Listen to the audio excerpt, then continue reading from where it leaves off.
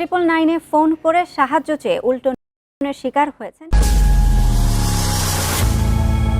999-এ phone, police গেলেও শেষ রক্ষা পাননি গৃহবধূ।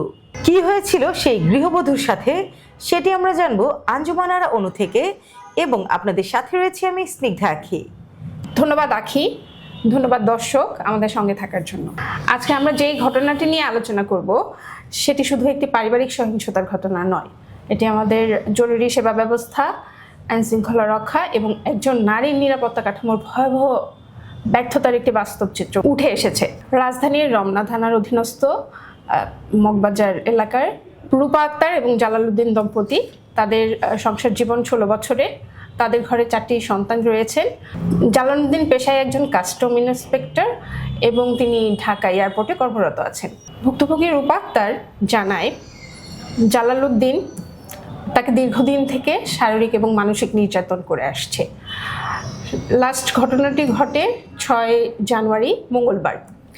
ওই দিন রূপা আক্তার এবং জালালউদ্দিনের মধ্যে আনুমানিক সন্ধ্যা 6টার সময় পারিবারিক কলহ শুরু হয়। কলহের জেরে জালালউদ্দিন রূপা আক্তারকে ইলেকট্রিক শক দেয় এবং ইন্ডিকেটর নিয়ে তাকে আহত করার জন্য তার দিকে ছুটে আসতে থাকে। রূপা আত্মরক্ষার্থে তার নিজের রুমে গিয়ে দরজা লক করে দেয়। লক করে সে প্রাণ বাঁচাতে জরুরি সেবা ব্যবস্থা 999-এ কল দেয় এবং সে স্পষ্টভাবে বলে যে আমাকে রক্ষা করুন।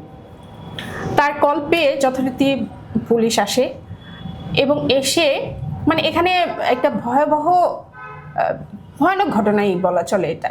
এখানে ঘটনার মোড় নেয়, পুলিশ আসে, জালালউদ্দিনের সাথে কথা বলে এবং প্রতিবেশী যারা আছে তাদের সাথে কথা বলে, কিন্তু রূপা আক্তারের আত্মচিৎকার, তার আকুতি মিনতি কোনোটাই পুলিশের কানে পৌঁছায়নি। রূপা আক্তারের সাথে কথা বলেনি পুলিশ? না, পুলিশ রূপা আক্তারের কোনো কথাই আমলে নেয়নি এবং কোনো ধরনের সুরক্ষা ব্যবস্থা না দিয়ে পুলিশ ঘটনাস্থল ত্যাগ করে। তারপর পুলিশ চলে যাওয়ার পরে সবচেয়ে ভয়াবহ ঘটনাটি ঘটে।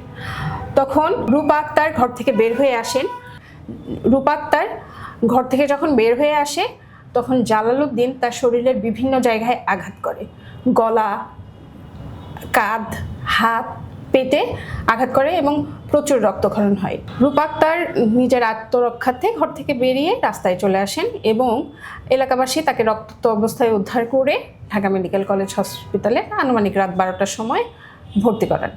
আচ্ছা, এই যে ঘটনাটি রূপা আক্তারের সাথে ঘটে গেল, পরবর্তীতে রূপা আক্তারের সাথে আপনার কোনো কথা হয়েছে?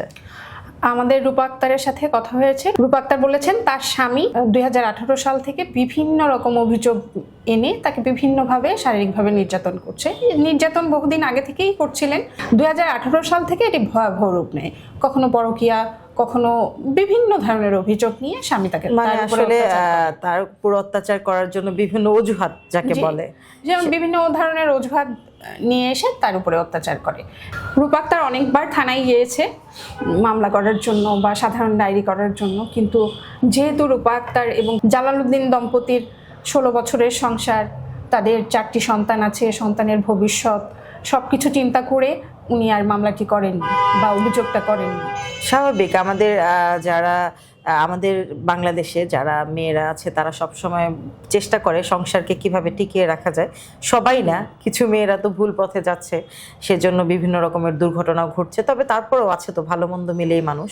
সেক্ষেত্রে অনেক নারীরাই আছে যে এরকম সন্তানের দিকে তাকিয়ে, তার মুখের দিকে তাকিয়ে তাদের সম্পূর্ণ জীবনটাই পার করে দেয় কোনো এক নির্যাতনের মধ্য দিয়ে, হয়তো কখনো সেটা প্রকাশও করে না। তো রূপা আক্তারও হয়তো তাই করছিল। তো আচ্ছা, পরবর্তীতে এই বিষয়ে থানায় কোনো মামলা হয়েছে কিনা, বা থানার আপনার এই যে রমনা থানার যে অফিসার ইনচার্জ, ওনার সাথে 999-এ যে কলের একটা ব্যাপার আলোচনা এসেছে এবং পুলিশ গিয়ে কোনো সহযোগিতা তাকে করেনি এবং পরবর্তীতে এই ঘটনা ঘটে, তো এই সর্বোপরি সব বিষয় নিয়ে আপনার সাথে থানায় কথা হয়েছে কিনা? জি, আমার রমনা থানার ভারপ্রাপ্ত ওসি যিনি আছেন রাহাত খান, তার সাথে কথা হয়েছে। উনি আমাদেরকে বলেছে 999-এ কল দেওয়ার বিষয়টি তিনি জানেন, কিন্তু পুলিশ ঘুরে আসার পরে যেসব ঘটনা ঘটেছে এই বিষয়ে তিনি অবগত নন। পুলিশ আরও বলেন যে ভুক্তভোগীর পরিবার এবং ভুক্তভোগী নিজে যদি কোনো ধরনের মামলা করেন তাহলে তারা সেই বিষয়ে আইনানুগ ব্যবস্থা গ্রহণ করবে। তার মানে এখনো রূপার পক্ষ থেকে কোনো ধরনের মামলা জালালউদ্দিনের বিরুদ্ধে হয়নি? না, এই বিষয়ে এখনো কোনো ধরনের মামলা বা কোনো মানে পুলিশই অবগত না এবং কোনো ধরনের মামলা হয়নি এবং পুলিশ আশ্বস্ত করেছেন যে বিষয়টি যদি তারা মামলা করেন বিষয়টি তারা খতিয়ে দেখবেন এবং সর্বোচ্চ গুরুত্ব সহকারে বিষয়টি নিষ্পত্তি করবেন।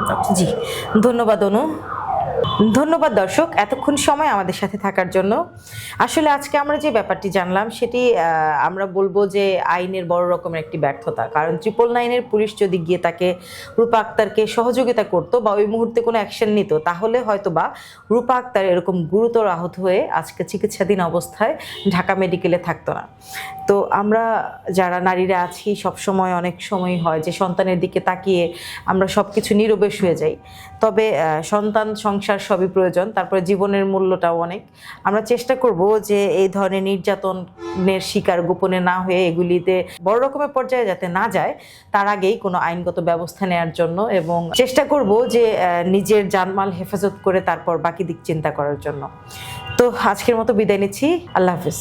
আল্লাহ হাফেজ।